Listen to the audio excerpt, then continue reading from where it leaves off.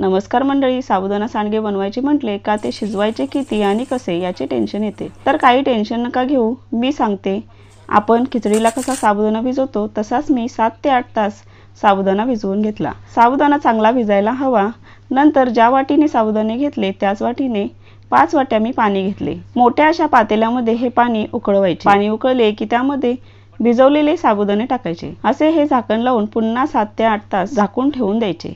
नंतर पाहू शकता साबुदाणे छान उमललेले आहेत. आता मिक्सर मधून डोस्याचे कसे आपण बॅटर बनवतो तसे बारीक बॅटर बनवायचे. मीठ टाकायचे चवीसाठी. नंतर प्लास्टिकवर पळीने पसरवायचे.